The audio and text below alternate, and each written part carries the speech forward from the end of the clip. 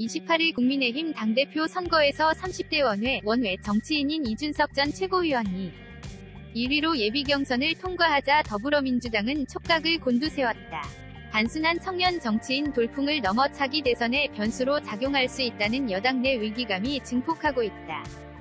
이날도 민주당에선 이른바 이준석 현상을 놓고 해석이 이어졌다.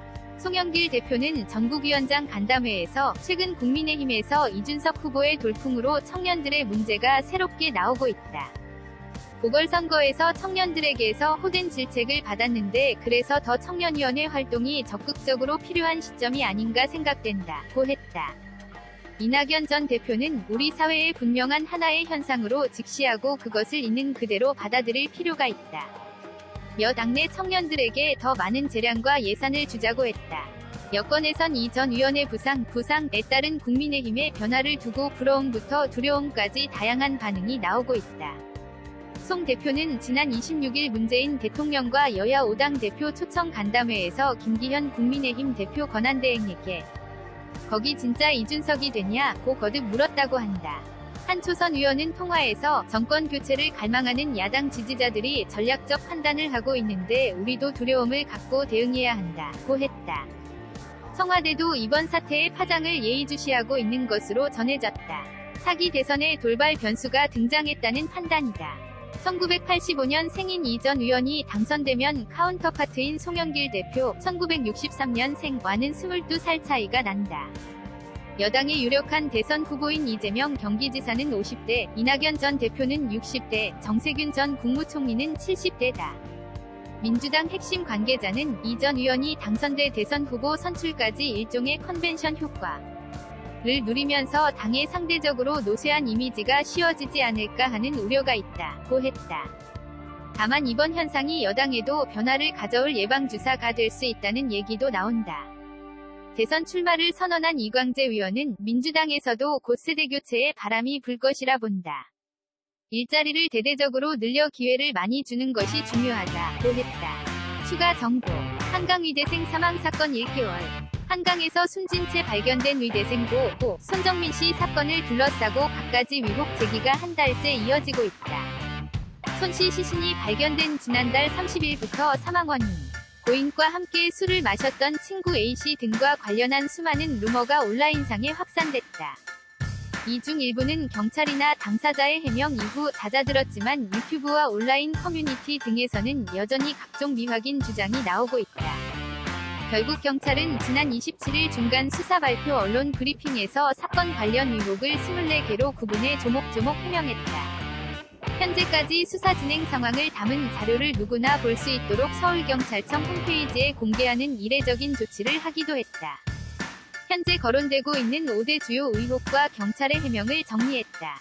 손 씨 유족은 지난 26일 낸 입장문에서 A씨에 대한 경찰의 조사 시작이 늦었다.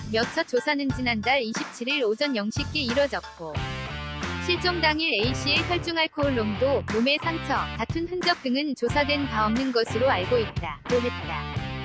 이어 중요한 증거품인 신발 티셔츠는 실종 다음 날 이미 버려져 경찰에 제출되지 않았다고 지적했다. 이에 경찰은 손 씨의 사망 여부가 확실하지 않은 상황에서 A씨를 범죄 피의자로 간주하는 식의 조사를 할 수는 없다고 설명했다. 당시로서는 실종 사건의 주요 참고인인 A씨를 상대로 압수수색 등 강제 수사도 쉽지 않았다는 것이다. A씨는 이번 사건과 관련해 피의자였던 적이 없고 지금도 피의자가 아니다. 경찰은 기동대와 한강경찰대 등 연인원 약 500명을 동원했고 드론 수색경까지 투입해 실종 단계부터 수사에 최선을 다했다고 해명했다. 손 씨 유족은 A씨는 실종 단계에서 다른 친구들처럼 정민이를 찾기 위한 노력을 하지 않았고 한강공원에 단 한 번도 나오지 않았다고 주장했다. A씨 가족에 대해서도 정민이를 찾기 위한 도움이 절실히 필요할 때마다 침묵하다가 사건 3주 만에 수사 진행 상황을 확인한 뒤 뒤늦게 입장을 발표했다고 했다. 하지만 경찰은 A씨가 손 씨 실종 당시부터 수사에 비협조적인 부분이 없었다고 전했다. A씨는 지난달 27, 29일 참고인 조사와 법체면 조사에 모두 응했고 출석을 연기하지도 않았다는 것이다. A씨 가족 역시 참고인 조사에 전부 응했고 가택 차량 수색, 전자기기 디지털 포렌식 등에도 동의했다고 경찰은 강조했다. 유족은 A씨가 한밤중 손씨를 불러내 술을 마실 정도로 두 사람이 가깝지는 않았다는 취지로 주장했다. 또 A씨는 작년부터 몸을 만든다 여본과 들어온 뒤 시험에 집중하느라 술 먹은 적이 거의 없고 둘이 먹은 적은 더욱 없는데 느닷없이 한밤중에 술을 마시자고 한 것은 특별하다고 했다. 반면 경찰은 손씨와 A씨는 평소 함께 다니며 술을 마시거나 국내 국외여행을 같이 가는 사이로 확인됐다고 밝혔다. 손씨와 A씨는 2년 전 중앙대 의대 동기로 만났다. 유족은 손씨가 물을 싫어하고 무서워했다며 취한 상태에서도 스스로 한강에 들어갔을 이유가 없다고 주장했다. 유족 측은 정민이는 장비를 갖추고 안전이 담보된 곳에서 여럿이 함께하는 수영, 스노클링 등 외에는 즉흥적으로 바위나 바다에 들어간 적이 없다고 했다. 이에 경찰은 손씨가 해외 해변 물속에서 촬영한 사진과 국내에서 물놀이하는 영상 등도 확보했다. 고 밝히면서 손씨가 숨지기 전 물에 들어가게 된 정확한 경위는 계속 확인하고 있다고 설명했다. 경찰은 손씨 양말에서 발견된 토양 성분이 강변에서 10m 떨어진 강바닥 토양과 유사하다는 국립과학수사연구원 감정 결과를 받았다. 이를 놓고 손씨 아버지는 한 토질 전문가의 견해를 인용하며 강바닥에서 10m 내외의 흙 성분이 주변 흙과 크게 차이가 나는 것은 불가능하다. 만일 10m 이내의 흙은 나오지 않고 딱 10m 부분의 퇴적토만 나왔다면 정민이는 공중으로 날아간 건가? 라고 의문을 제기했다.